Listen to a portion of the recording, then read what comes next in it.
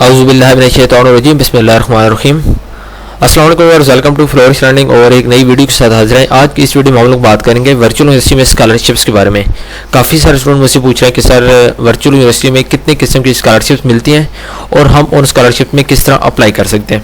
ये एक ऐसे क्वेश्चन है जो काफ़ी दिनों से काफ़ी स्टूडेंट्स कर रहे हैं, क्योंकि आप लोगों का रिजल्ट भी आने वाला है और रिजल्ट के बाद ही ये स्कॉलरशिप्स भी आपको मतलब कि मिलती हैं। ठीक है, तो आज इन स्कॉलरशिप्स को लेकर जितने भी आपके माइंड में क्वेश्चन है, चाहे वो इसकी एलिजिबिलिटी क्राइटेरिया है, ठीक है, उसके बाद आपको ये भी नहीं पता कि वीयू में कितनी स्कॉलरशिप्स प्रोवाइड की जाती हैं, उसके बाद जो भी है मतलब कि आपके माइंड में जितने भी क्वेश्चन है स्कॉलरशिप्स को लेकर इंशाल्लाह इस वीडियो में तमाम के तमाम क्लियर होंगे।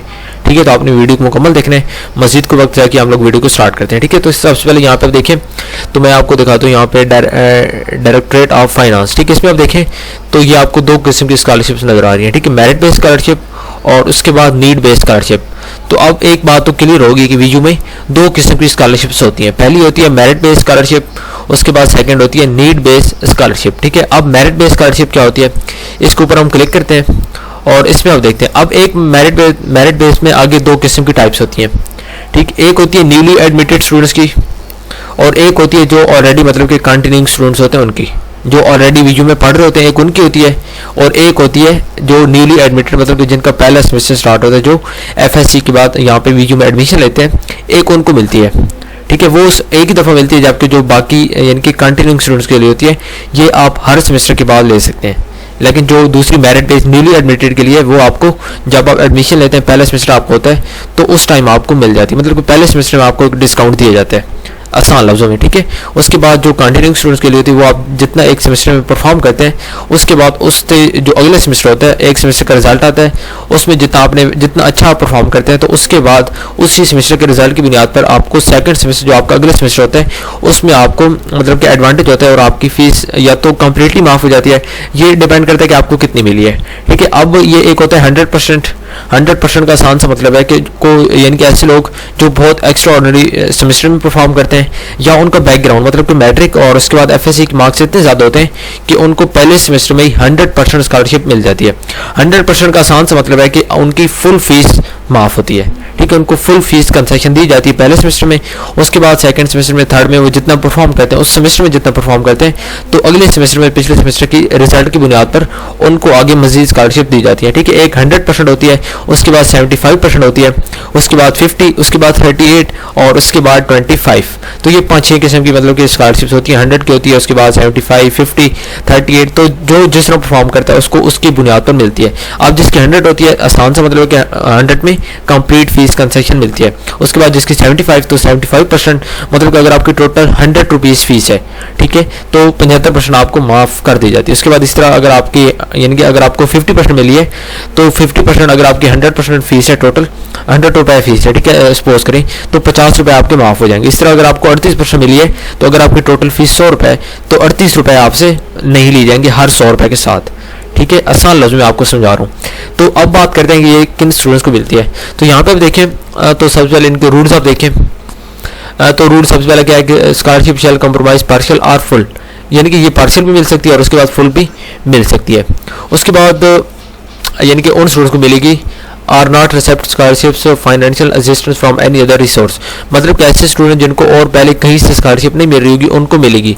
और उसके बाद ऐसे स्टूडेंट्स जिन्होंने कोर्स एग्जाम्पशन भी नहीं किया होगा। कोर्स एग्जाम्पशन क्या होता है, इस पे ये एक अलग टॉपिक है, लेकिन यहाँ पे हम उसकी बात नहीं करेंगे, वीडियो लंबी हो जाएगी। ऐसे स्टूडेंट जिन्होंने कोर्स एग्जाम्पशन नहीं किया उनको ये स्कॉलरशिप मिलेगी। ठीक है, जिन्होंने किया उनको नहीं मिलेगी। तो ऐसे लोग जिन्होंने ये एग्जाम्पशन कोर्स एग्जाम्पशन किया उनको ये स्कॉलरशिप नहीं मिलेगी। उसके बाद यानी कि the scholarship shall be terminated if the students freeze और डिसकंटिन्यू स्टडीज या विदड्रॉस, मतलब कि एक स्टूडेंट को अगर वो स्कॉलरशिप मिली हुई है और वो उस सेमेस्टर में पीछे हट जाता है, फ्रीज करवा देता है, तो वो स्कॉलरशिप उससे पीछे ले जाएगी और जो फीस वगैरह होगी वो उसको पे करनी होगी, बल्कि स्कॉलरशिप उसको आइंदा भी नहीं मिलेगी और उस सेमेस्टर में जो मिली होगी वो भी उससे वापस ले ली जाएगी। ठीक है, उसके बाद जो न्यूली एडमिटेड स्टूडेंट्स के लिए होती है, तो ठीक है, मैंने आपको पहले बताया कि दो टाइप्स की स्कॉलरशिप होते हैं। न्यूली एडमिटेड की ये मेरिट बेस में आ रहा है, उसके बाद दूसरी एक कंटिन्यूइंग स्टूडेंट्स की। ठीक है, तो जो न्यूली एडमिटेड की होती है उसमें यहाँ पे क्लियर आप देख सकते हैं कि ऐसे स्टूडेंट्स जिन्होंने 65% मार्क्स लिए होते हैं, ठीक है, उसके बाद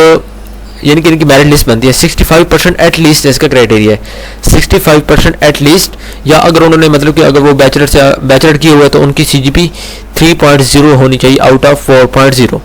ठीक है, तो इसी तरह मतलब कि बात करने का मकसद है कि या 65% मार्क्स हो मेरिट, यानी कि ये आपको मिनिमम मार्क्स बता रहे हैं, ये नहीं कि अगर आपके 65 है तो आपको स्कॉलरशिप मिल जाएगी, इस तरह नहीं है। मेरिट बनेगा, लाजमी बात है जिनके 90-95 है उनको अच्छा मिलेगा, तो उन्होंने तो लिमिटेड देनी होती है, तो सबको नहीं दे सकते हैं। ठीक है, उसके बाद देखिए मतलब कि 65 एक मिनिमम है, जिनके 65 है उनको कंसिडर किया जाता है, लेकिन फिर मेरिट बनता है तो उनका नाम उनमें नहीं आता, क्योंकि ये 65 आम से नंबर होते हैं।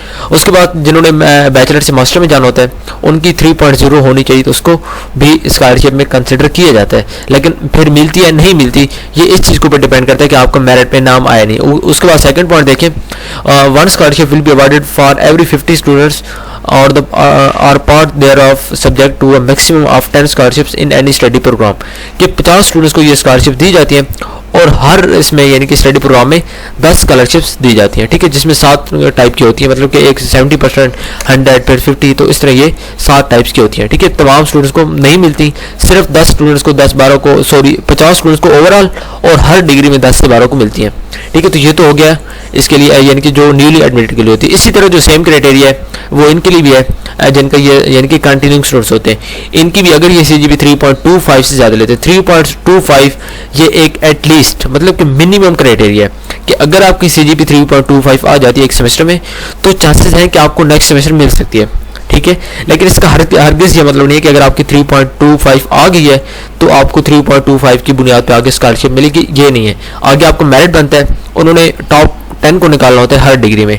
ठीक है, तो टॉप 10 में अगर आपका नाम आ रहा है फिर तो ठीक है, लेकिन बाज़ दफ़ा ऐसा होता है कि जो मैक्सिमम CGP होती है वो 3.40 होती है, तो उस हिसाब से फिर 3.25 को भी कंसिडर किया जाता है। लेकिन अगर मैक्सिमम ही 3.90 हो तो फिर 3.25 वाले बहुत पीछे रह जाते हैं। तो ये आपके लक के ऊपर डिपेंड करता है कि जब उन्होंने स्कॉलरशिप बनानी है तो उस टाइम अगर आपके मतलब कि जो हाईएस्ट CGP है अगर वो किसी स्टूडेंट की वहाँ पे 3.7 है, ठीक है, 3.8 है, 3.9 है, तो फिर 3.25 वालों को कोई चांस नहीं होता। हाँ, अगर वहाँ पे मैक्सिमम 3.40 है, ठीक है, 3.40, 3.3 है, तो फिर वहाँ पे 3.25 वाले कंसिडर किए जाते हैं। लेकिन मिनिमम आपके माइंड में होना चाहिए कि अगर आप 3.25 लेते हैं तो चांसेस हैं कि नेक्स्ट सेमेस्टर में हो सकता है अगर आपका लक सही हो तो आपको स्कॉलरशिप मिल जाए।